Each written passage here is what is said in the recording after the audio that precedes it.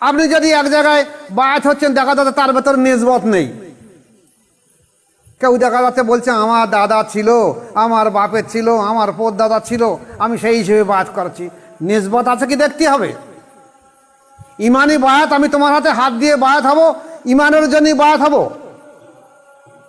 যে ইমানের জন্য আমার জান্নাত জাহান্নাম হবে, যে ইমানের জন্য আমার ইসলাম স্বীকৃতি দেবে, সেই ইমানের জন্য বায়াত হব। তোমার কাছে নিসবত আছে কিনা আমি দেখবো না। তোমার কাছে বায়াত হব, তোমার অন্তর জেকের জারি আছে কিনা আমি দেখবো না। তোমার কাছে বায়াত হব, তুমি আমার অন্তর জেকের জারি করে দেবে কিনা আমি দেখবো না। এই জীবনের প্রথমে ইমানের জন্য বায়াত হওয়া ফরজ আইন প্রত্যেকটা মানুষের। যেটা রসুল পাক সাল্লাল্লাহু আলাইহি ওয়াসাল্লামের জামানায় প্রত্যেকটা সাহাবা এবং সাহাবী গিয়ে আল্লাহ রসুল সাল্লাল্লাহু আলাইহি ওয়াসাল্লামের কাছে বায়াত গ্রহণ করতে, ওটা ইমানের জন্য বায়াত। আসসালামু আলাইকুম। উপস্থিত তরিকাতে সালেকিন বৃন্দ ও মাদ্রাসা মাসুমিয়া ছাত্ররা,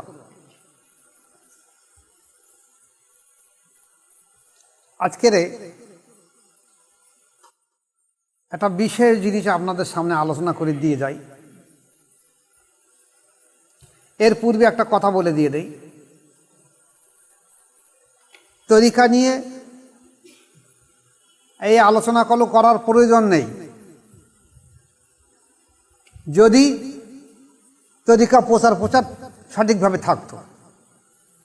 আজকের এমন অবস্থা হয়েছে, একদল ওলামা বলছে বায়াত হতে হবে না, কেউ বলছে বায়াত হওয়া মোস্তাহাব, কেউ বলছে বায়াত হওয়া সুন্নত, কেউ বলছে বায়াত না হলে চলবে।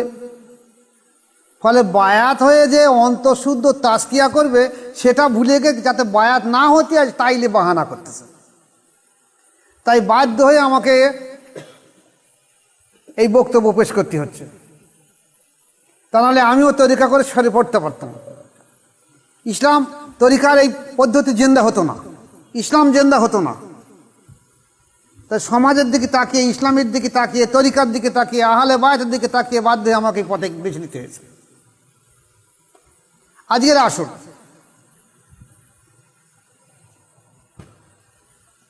আমাদের দেশের ওলামা সমাজ বিশেষ করে দেখবেন, যদি তাদেরকে দাওয়াত দেওয়া হয় বায়াতের, তারা কি বলে? একদল বলবে আমরা কি কোরআন হাদিস কম জানি, আবার বায়াত হতে যাবো কেন? একদল ওলামা বলবে সরাসরি আল্লাহ পাকের কাছে সঙ্গে সম্পর্ক করব, আবার পীর মাশায়েখ কারা। একদল বলবে মোস্তাহাসান জিনিস, মোস্তাহাব জিনিস করলেও হয় না করলেও হয়। একদল বলবে সুন্নত, ও ঠিক আছে জীবনে একবার করলেই হবে। কিন্তু আসুন, বায়াত কিন্তু ওর জন্য নয়। আগে খেয়াল করতে হবে, সাহাবায়ে কেরাম রাদিয়াল্লাহু তাআলা আনহুম, চাই পুরুষ হোক চাই স্ত্রী হোক, চাই পুরুষ হোক চাই স্ত্রী হোক, রাসূল পাক সাল্লাল্লাহু আলাইহি ওয়াসাল্লামের কাছে এসে বায়াত গ্রহণ করেছিলেন।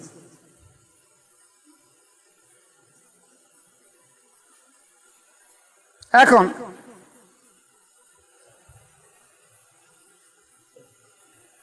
বায়াত সম্পর্কে হিসেব করলে দেখা যাচ্ছে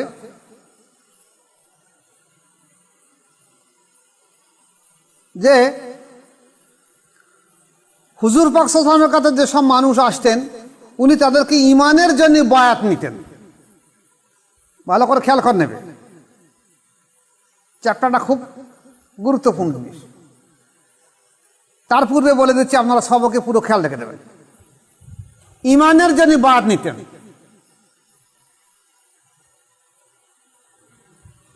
এছাড়া জনাবে রাসূল পাক সাল্লাল্লাহু আলাইহি সাল্লাম বিভিন্ন সময়ে বিভিন্ন কারণে ফের বায়াত নিতেন। একদিক দিয়ে সর্বপ্রথম ইমানের জন্য বায়াত নিতেন, আর বিভিন্ন সময়ে বিভিন্ন কারণের জন্য বায়াত নিতেন। এই যে বিভিন্ন সময়ে বিভিন্ন কারণে বায়াত নিতেন, এর সংখ্যা 30-এর অধিক বার বায়াত নিয়েছেন। এটা তো হাদিসের মধ্যে রয়ে গেছে। যেসব ওলামা এরা হাদিস পড়েছেন, সিয়াসাত হাদিস পড়েছেন, তাদের কাছে জিজ্ঞাসা করবে, তারা বলে দেবে যে হ্যাঁ 30-এর অধিক বার এই বায়াত চলেছে। এবার আসুন, আমরা যে বায়াতটা করাচ্ছি এটা কিসের বায়াত, বা বায়াত কত প্রকার? বায়াত বলা হয়েছে মোটামুটি ওলামায়ে দিনগণ একটা সিদ্ধান্ত এসছে বায়াত 4 প্রকার এসছে। বায়াত 4 প্রকার। প্রথম বায়াত হলো জীবনের প্রথমে বায়াত হওয়া, জীবনের প্রথমবার মুরিদ বা বায়াত হওয়া ইমানের জন্যে, এটা হলো ফরজ আইন। ইমানের জন্যে জীবনে প্রথম বায়াত হওয়া ফরজ আইন। এখন সেই ইমানের জন্য জীবনে প্রথমে বায়াত হওয়া ফরজ আইন, সে যার কাছে ইমান আছে তার কাছে যেতে হবে। আমাদের দেশে দেখেননি, আজ থেকে কিছু পূর্বে 40-45 বছর আগে, এখন তো দেশলাইয়ের যুগ অহরহ হয়েছে, তার আগে চকমকি পাথর ছিল, ঢেকি মেশিন ছিল, আর তার আগে ছিল কি ওই কাঁথা জড়িয়ে এক মুখে আগুন ধরিয়ে রেখে দেওয়া হতো, উঁচু থেকে আগুন নেওয়া হতো। এছাড়া দূরে যদি দেখা যেত কারুর বাড়ি ধোঁয়া উঠছে, ধোঁয়া, তখন সেখান থেকে লম্ফ নিয়ে ধরিয়ে আনা হতো, অথবা একটা মালসা বা গামলা বা মাটির পাত্রে কিছু ছাই নিয়ে ওখান থেকে তার বাড়ি থেকে কিছু আগুন ওই ছাইয়ের উপরে নিয়ে ছুটে বাড়ি আসা হতো, এসে পাটের ফেঁসো দিয়ে আগুন করে নেওয়া। সত্যি না মিছে কথা? চলন ছিল। তাহলে যেখানে আছে সেখান থেকে নিয়ে আসতে হবে। আপনি যদি এক জায়গায় বায়াত হচ্ছেন, দেখা যাচ্ছে তার ভেতর নিসবত নেই, কেউ দেখা যাচ্ছে বলছে আমার দাদা ছিল, আমার বাপের ছিল, আমার পোত দাদা ছিল, আমি সেই হিসেবে বায়াত করাচ্ছি, নিসবত আছে কি দেখতে হবে। ইমানি বায়াত, আমি তোমার হাতে হাত দিয়ে বায়াত হব, ইমানের জন্য বায়াত হব, যে ইমানের জন্য আমার জান্নাত জাহান্নাম হবে, যে ইমানের জন্য আমার ইসলাম স্বীকৃতি দেবে, সেই ইমানের জন্য বায়াত হব। তোমার কাছে নিসবত আছে কিনা আমি দেখবো না। তোমার কাছে বায়াত হব, তোমার অন্তর জেকের জারি আছে কিনা আমি দেখবো না। তোমার কাছে বায়াত হব, তুমি আমার অন্তর জেকের জারি করে দেবে কিনা আমি দেখবো না। এই জীবনের প্রথমে ইমানের জন্য বায়াত হওয়া ফরজ আইন প্রত্যেকটা মানুষের, যেটা রসুল পাক সাল্লাল্লাহু আলাইহি ওয়াসাল্লামের জামানায় প্রত্যেকটা সাহাবা এবং সাহাবী গিয়ে আল্লাহ রসুল সাল্লাল্লাহু আলাইহি ওয়াসাল্লামের কাছে বায়াত গ্রহণ করতে, ওটা ইমানের জন্য বায়াত। এবার আসো,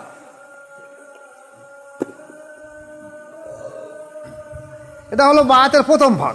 তার পরের ভাগগুলো আসছে, তারা এইটা একটু ব্যাখ্যা করে দিয়ে দেয়। যেমন শরিয়াতের 4টি ইমাম এসেছে, ইমাম আবু হানিফা রহমাতুল্লাহ আলাই, ইমাম শাফি রহমাতুল্লাহ আলাই, ইমাম মালিকি রহমাতুল্লাহ আলাই, ইমাম আহমদ বিন হাম্বল রহমাতুল্লাহ আলাই। তাই ইমাম আবু হানিফা রহমাতুল্লাহ আলাই বায়াত আছে ইমাম জাফর সাদেক এবং ইমাম বাকির রহমাতুল্লাহ আলাইহির কাছে। উনি তো সেই সমানের সত্যিকার শ্রেষ্ঠ আলেম ছিলেন, মুহাদ্দিস ছিলেন, তাহলে উনি বায়াত আছেন কেন? ইমানের জন্যে। জীবনে ইমানের জন্য বায়াতের ফরজ আইন ছিল। ইমাম শাফি রহমাতুল্লাহ আলাইহি উনি বায়াত হয়েছেন মোহাম্মদ বিন হাসান সাইবানি রহমাতুল্লাহ আলাইহি কাছে, উনিও ইমানের জন্য বায়াত হয়েছেন। ইমাম মালিক রহমাতুল্লাহ বায়াত হয়েছেন জাফর সাদেক রহমাতুল্লাহর কাছে, উনিও ইমানের জন্য বায়াত হয়েছেন। ইমাম আহমদ বিন হাম্বল রহমাতুল্লাহ বায়াত হয়েছেন বিশর হাবিব রহমাতুল্লাহর কাছে, উনিও ইমানের জন্য বায়াত হয়েছেন। তাহলে এরা বায়াত কি জন্য? ইমানের জন্য। যদিও ওনারা সেই সময়ের মধ্যে সর্বশ্রেষ্ঠ একটা আলেম ছিলেন। এটা হলো শরিয়াতের ইমাম। আসুন তরিকাতের ইমামের দিকে। আব্দুল কাদের জিলানী রহমাতুল্লাহ আলাইহি, যাকে তরিকাতের ভাষায় প্রথম হাজারের মুজাদ্দিদ বলা হয়, উনি বায়াত হয়েছেন আবু সাঈদ মাখজুমি রহমাতুল্লাহ আলাইহি। কিসের জন্য বায়াত? উনি কিন্তু আলেম ছিলেন। বড় পীর আব্দুল কাদের জিলানী মতো আলেম ছিলেন, উনি বায়াত হয়েছেন কারণ ইমানের জন্য বায়াত হয়েছে, যেটা বায়াতটা ফরজ, সেই জন্য বায়াত হয়েছে। খাজা মঈনুদ্দিন চিশতি রহমাতুল্লাহ আলাইহি, উনিও আলেম ছিলেন, বায়াত হয়েছে কোথায়? উসমান হারুনি রহমতুল্লাহর কাছে। কিসের জন্য? ইমানের জন্য। খাজা বাহাউদ্দিন নকশবন্দি রহমতুল্লাহ আলাইহ, আমির কুলাল রহমতুল্লাহর কাছে বায়াত হয়েছে, উনিও আলেম ছিলেন, ইমানের জন্য আমির কুলাল রহমতুল্লাহর কাছে বায়াত হয়েছে। মুজাদ্দিদ আলপেসানি আহমদ ফারুকি সেরিন রহমতুল্লাহ আলাইহ, ওনার আব্বা আহাদ রহমতুল্লাহ আলাইহির কাছে বায়াত গ্রহণ করেছেন, উনি আলেম ছিলেন কিন্তু আহাদ রহমতুল্লাহর কাছে বায়াত হয়েছেন ইমানের জন্যে। এখন যদি বলেন উনি তো আবার খাজা বাকি বিল্লাহ রহমতুল্লাহর কাছে বায়াত হয়েছে, ওটা পরের চ্যাপ্টার আসছে। তাহলে শরিয়াতের যে 4টি ইমাম এসেছে, তরিকাতের যে 4টি ইমাম এসেছে, এনারা সবাই বায়াত হয়েছেন ইমান হাসিল করার জন্যে, ইমানের জন্য বায়াত। এই ইমানের জন্য বায়াত হওয়া ফরজে আইন, এইটা খেয়াল রেখে নেবেন। যেমন আমরা আমাদের দেশের দিকে তাকান, বসিরহাটের রুহুল আমিন রহমতুল্লাহ আলাইহ, উনি একটা বড় আলেম ছিলেন, ওই সময়ের জন্য বড় আলেম ছিলেন, এখনকার কথা আমি বলছি না। তাহলে উনিও বায়াত হয়েছেন কেন? ইমানের জন্য। আবু বকর সিদ্দিক রহমতুল্লাহ আলাইহ, ফাতেহ আলী রহমতুল্লাহ কাছে বায়াত হয়েছেন কেন? ইমানের জন্য। এই বায়াতগুলো হলো ফরজে আইন। তাহলে বায়াতের প্রথম হলো ফরজ, ইমানের জন্য যে বায়াতটা হবে। দ্বিতীয় হলো দিনের কোনো বিষয় পালন করার, অঙ্গীকার পূরণ করার সত্ত্বে বায়াত হওয়া। দিনের কোনো বিষয়, দিনের কোনো বিষয় পালন করার, অঙ্গীকার পূরণ করার সত্ত্বে বায়াত হওয়াকে সেই বায়াতে ওয়াজিব বলা হয়েছে।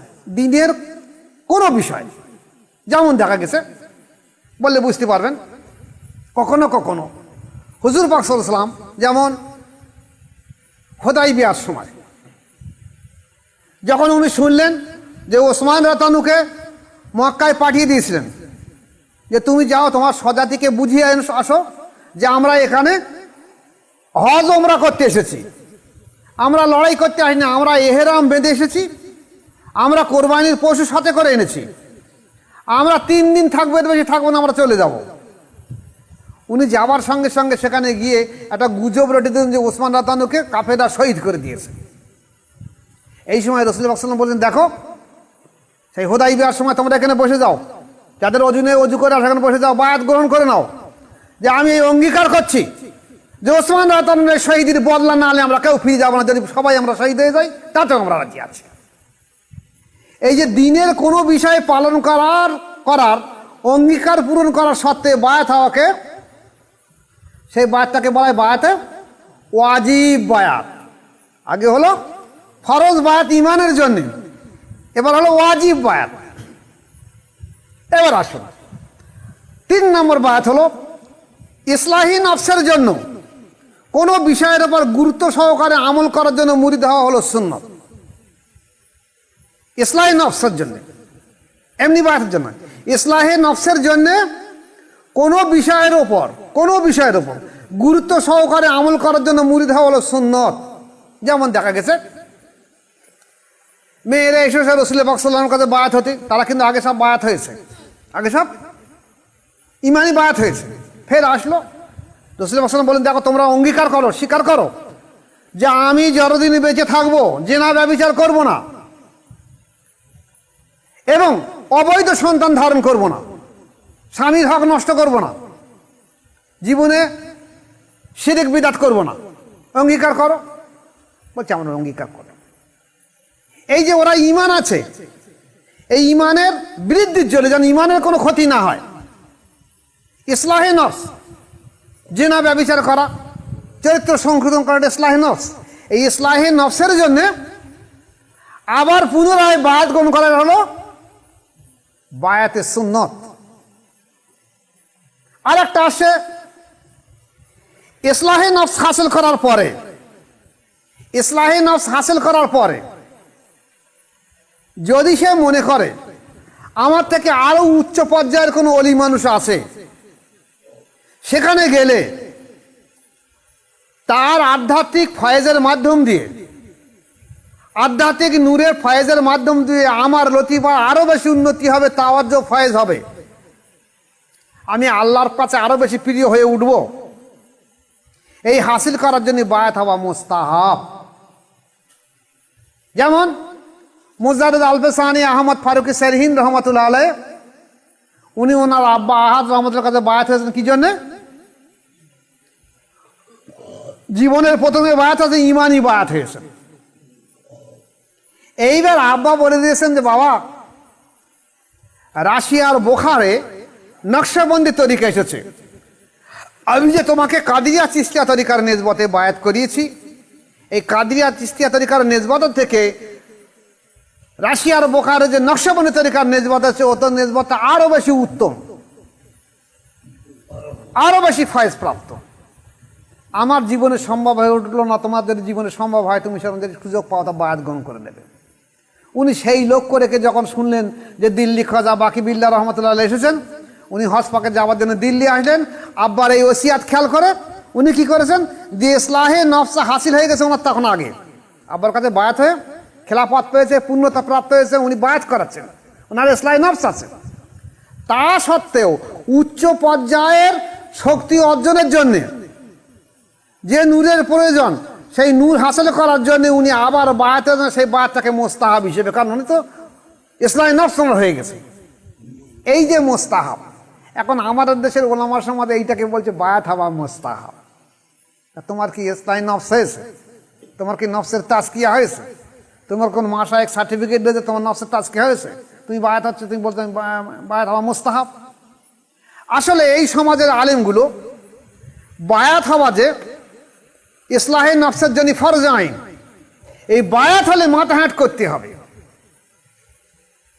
আমি এত লেখাপড়া শিখেছি, আমি মাথা হাট করবো? আমি মাথা হাট করতে পারবো? এতে আমি জাহান্নামে যাবো? যাই হবে। আর গাজওয়ারি করে থোবনা বাজারি করে যতদিন চলবে, কি হবে? ধ্বংস হয়ে যাবে। আর যদি আপনারা আগে আসেন, তাহলে আমার মতন ব্যক্তির আগে আসার দরকার নেই। আপনারা আগে আসেন না, ওলামারা দায়িত্ব নেন না। এখনো পর্যন্ত 4টে তরিকা বিদ্যমান, কাদেরিয়া, চিশতিয়া, নকশবন্দি, মোজাদ্দেদিয়া। 4টে তরিকার নিসবত কম বেশি এখন জারি রয়েছে। আরে বাবা, এখানটা থেকে আরেক জায়গা আছে, আরেক জায়গা থেকে আরেক জায়গা আছে, আরেক জায়গা থেকে আরেক জায়গা আছে। তাই বলে আপনারা মনে করেছেন যে আমি বড় গাছে ভেলা বাঁধবো, সেখানে কিছু থাক আর না থাক, এটাও তো মূর্খামি।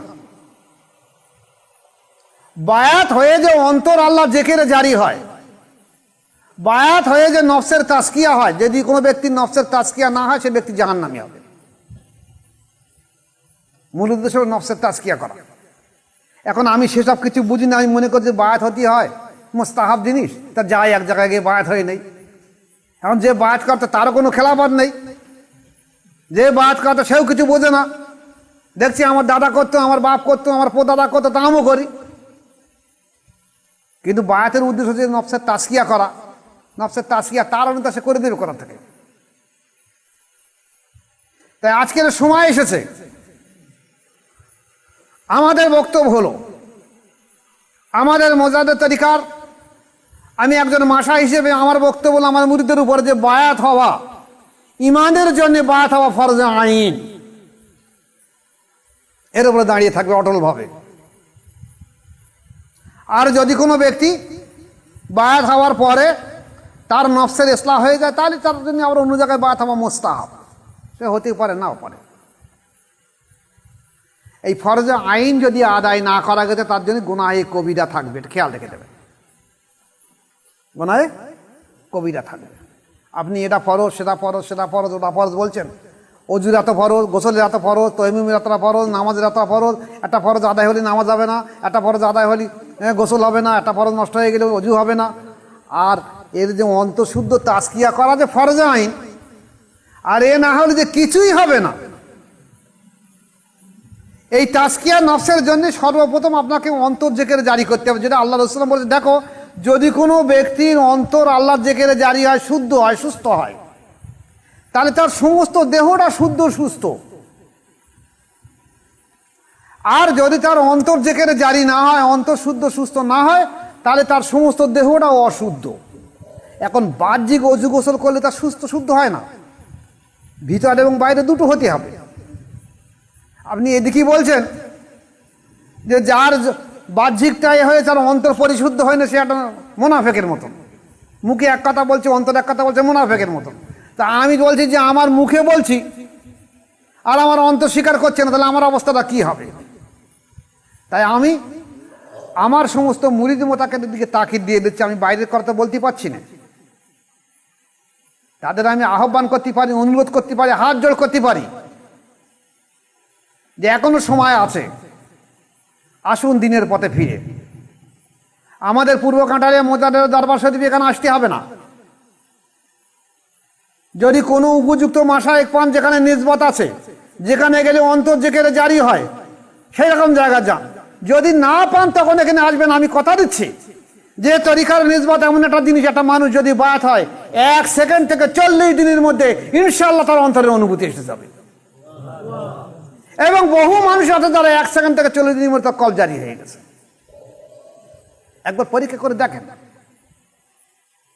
জেদ বজায় না করে, অহমিকা অহংকারী না করে, অবজ্ঞা করে দূরে সরিয়ে না দিয়ে, যদি মনে করেন যে ইমানের দাওয়াতের জন্য একটাবার বায়াত হয়ে দেখেন না, আল্লাহ চাইতে মুক্তি পেয়েও তো যেতে পারেন।